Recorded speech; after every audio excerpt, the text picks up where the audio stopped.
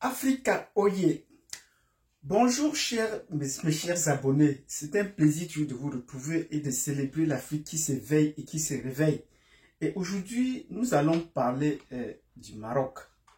Pourquoi est-ce que le Maroc refuse l'aide de la France? Oui, ça fait couler beaucoup d'encre jusqu'à présent. Pourquoi est-ce que le Maroc refuse l'aide de la France? Et la France aime réagir. Elle est surprise que le Maroc refuse son aide. Mais nous allons passer dans cette revue, nous allons passer en revue les relations entre le Maroc et la France dans la période récente de l'histoire pour que chaque abonné ici ou chaque visionneur ait une propre idée des relations entre la France et le Maroc. À ce jour, si le Maroc a raison ou si la France a tort et vice-versa, et vous allez vous faire une bonne idée. Donc si vous voulez en savoir plus, mettez-nous déjà beaucoup de nombreux pouces, partagez cette vidéo, abonnez-vous pour ceux qui ne sont pas encore abonnés et cliquez sur la cloche de notification. Oui, il faut cliquer sur la cloche de notification pour voir les précédentes vidéos et pour ne pas perdre les prochaines vidéos. Donc si vous avez fait tout ceci, nous allons entrer dans le vif du sujet. Pourquoi le Maroc refuse l'aide de la France alors qu'elle est frappée par une catastrophe entre guillemets naturelle? Pourquoi elle se refuse son aide alors qu'il y a des milliers de populations qui meurent? Il y a des amis qui m'ont posé la question, mais pourquoi est-ce que le Maroc punit sa propre population et refuse l'aide de la France? Et là, je veux leur dire, le Maroc est souverain, c'est un État souverain. Le Maroc ne peut pas vouloir le bien de sa population mieux que quiconque. Donc, si quelqu'un pense qu'il veut mieux le bien des Marocains, c'est qu'il se trompe déjà. C'est que là, c'est déjà un premier déphasage qu'il faudrait comprendre. Le roi du Maroc et les Marocains, les autorités marocaines sont le mieux à savoir qui peut mieux les aider et qui les aide jusqu'à présent. Donc là, c'est déjà une première mise au point qu'il faut savoir. Mais pour bien comprendre cela dans le contexte actuel, il faut replacer dans les relations entre l'Afrique et la France. Ces derniers temps, l'Afrique est généralement les pays africains malmènent la France sur le plan diplomatique et sur le plan international. Vous ne voyez plus les Français traîner les Africains à la Cour pénale internationale ou peut-être amener les Africains au Conseil de sécurité des Nations Unies parce qu'ils savent déjà que de ce côté-là, ils ont perdu la bataille et ils refusent même d'y participer. Donc là, maintenant, et la plupart du temps, pour le cas du Mali, du Burkina et du Niger, ceux qui sont les plus vifs pour le moment, la plus moitié du Congo ou du Centrafrique, c'est plus tard, vous vous rendez compte que les Français sont en bataille avec ces autorités sur les questions diplomatiques élémentaires, sur les démarches et les procédures. Ils ne reçoivent plus les leçons des autres. Maintenant, on leur fait le retour de bâton et cela leur fait mal. Quelle est la réplique de la France dans tout cela depuis? C'est que les Africains sont manipulés. Manipulés par qui? Manipulés par la Russie. C'est ce qu'on entend dire depuis. Touadéra est au chevet de la Russie. C'est la Russie qui lui parle sur l'oreiller. Bon, les panafricanistes sont indexés de tous côtés. Maintenant, pour le cas du Maroc, qu'est-ce qu'ils vont donner comme réponse? Est-ce que c'est lié au fait que les Marocains sont manipulés? Suivi par qui? Les autorités françaises ne sont pas encore prononcées là-dessus en disant que c'est un cas de manipulation. Mais ils sont toujours dans l'attente. Ça, c'est un peu curieux. Le Maroc est frappé par une catastrophe. Et les pays entiers apportent leur aide. Même l'ennemi voisin, Algérie, a apporté son aide et sa contribution. Et la démarche de la France vient un peu à contre-pied des autres démarches. Quand il y a une catastrophe, les pays apportent directement leur aide. D'où vient-il que déjà pour ce cas, pour le cas du Maroc, la France doit écrire et demander si elle doit apporter son assistance? Il y a déjà un problème. Bon, généralement, peut-être ces lettres ne sont pas aussi peut-être diffusées, mais pour ce cas présent, si la France attend une réponse avant d'interagir, généralement, l'aide va avec les informations nécessaires et là, ça ne pose aucun problème. Ces derniers temps, on s'est rendu compte que les lettres qu'écrivent les États africains aux autorités françaises sont toutes des lettres piégées. Oui, c'est toutes des lettres piégées. Parce que la façon dont ils lisent et expliquent n'est pas la même. Et quand les pays africains ouvrent leurs portes aux Français, ils viennent, s'installent et ne partent jamais. Au Niger, on attrape déjà des espions. Les espions sont là partout. Partout où les Français sont en Afrique, et je l'ai déjà dit dans plusieurs vidéos précédentes, tous les Français sont des espions. il travaille pour le rayonnement de la France, pour la présence de la France. Ce n'est pas seulement sur le plan militaire, c'est sur le plan médical, c'est même sur le plan religieux.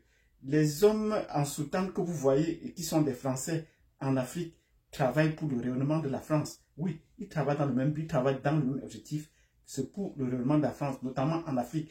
Et partout où les Africains se regroupent, vous allez trouver toujours que les Français sont toujours en train de rôder tout autour pour savoir ce que les Africains disent. Donc, pour ce cas du Maroc, il faut qu'on revoie les relations entre le Maroc et la France dans la période récente. Le Maroc a été un protectorat français. Oui, ça n'a pas été une colonie, ça a été un protectorat français. Et il a gardé son statut de royaume jusqu'à son indépendance. Et à l'indépendance, quand le Maroc a pris son indépendance, le premier pays à reconnaître l'indépendance du Maroc, c'était les États-Unis, à reconnaître l'indépendance du Maroc. Et à partir de ce moment, et pendant ce protectorat, la France était installée en Algérie depuis 1830 et a commencé à faire sa descente à travers le Sahara. Et en faisant cette descente, a beaucoup émetté les territoires du Maroc. Il faut bien qu'on se le dise. Et partant de là, il y a déjà un premier conflit territorial entre la France et le Maroc. Avant que l'Algérie ne devienne indépendante, il y a déjà ce premier conflit.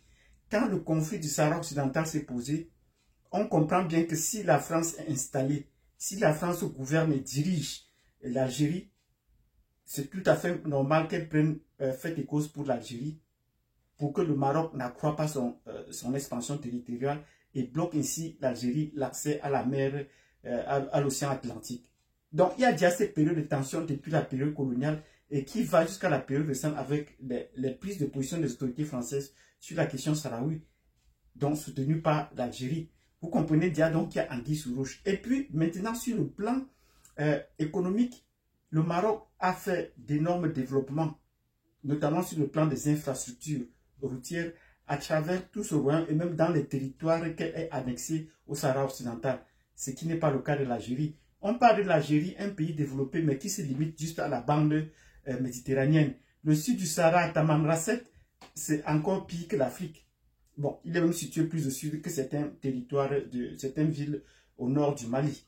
Donc, vous comprenez que le développement économique du Maroc et son accès sur les marchés d'Afrique subsaharienne pose d'énormes problèmes aux entreprises françaises, notamment au niveau de l'aviation. La compagnie Royal Air Maroc dessert beaucoup de capital africaine et a une fréquence régulière et a des taux concurrentiels.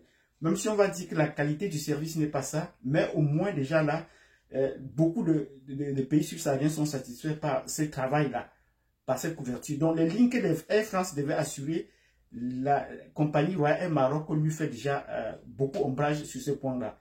Il en va de même pour les cas des banques. Les banques marocaines se sont installées en Afrique et financent beaucoup de travaux.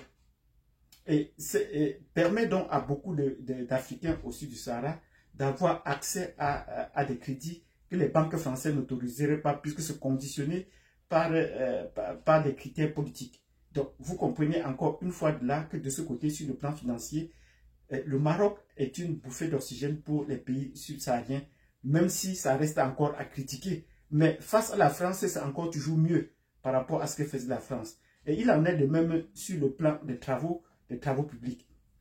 Donc voilà autant de conflits que le Maroc a déjà avec la France tout au long de la période récente. Il en est de même sur le plan militaire. L'Académie royale du Maroc a formé beaucoup de pays, beaucoup de colonels, même dans mon pays, en Afrique subsaharienne, et même assuré la garde présidentielle de certains pays dans le golfe de Guinée. Et aujourd'hui, le Maroc est, sur le plan militaire, très lié ou très proche du Gabon. Donc, vous comprenez, bon, c'est vrai que le roi et l'ancien président Ali Bongo étaient également des amis et qu'ils ont noué d'énormes relations parce qu'après, pendant la convalescence, on a vu Ali Bongo apparaître plutôt à côté du roi. Donc, pour toutes ces raisons que nous venons d'évoquer, la montée en puissance du Maroc sur le plan des infrastructures, sur le plan du développement économique et financier des pays d'Afrique subsaharienne devait normalement faire ombrage à la France. Et la France lui a tendu un piège au Maroc, tout récemment en disant qu'elle les soutenait et que la question du Maroc que la question du Sahara occidental pouvait trouver une solution, mais qu'elle le soutient dans cette démarche-là. Mais c'était là un piège. ben, on a trouvé donc que le séisme était une occasion pour le Maroc de dire nous n'en voulons pas, de répondre à des lettres qui peuvent nous poser problème. Nous ne voulons pas à la France qui va venir une fois de plus nous espionner.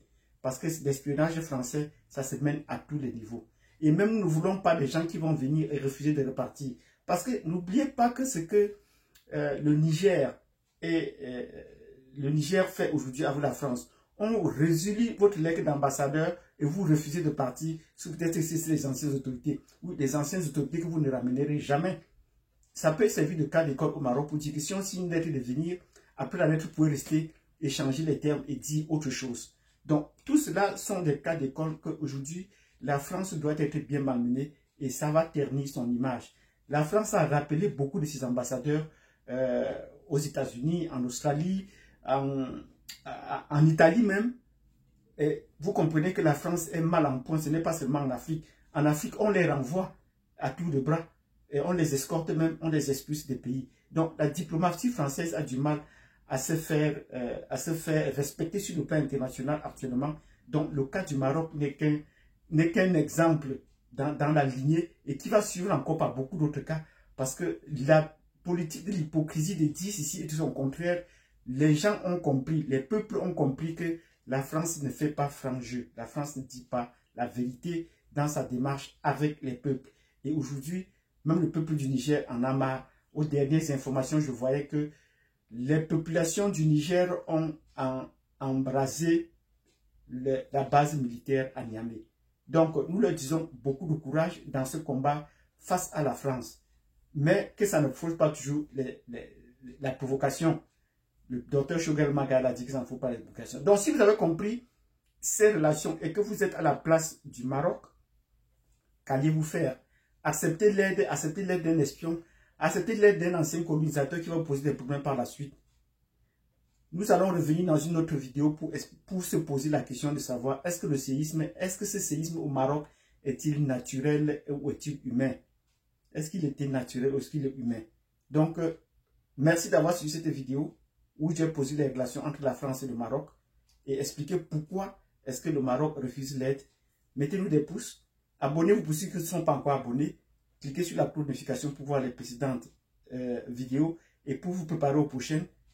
Et n'oubliez pas de nous laisser un commentaire ou des questions si j'ai oublié un aspect ou que si j'ai mal analysé un aspect. Merci et à bientôt.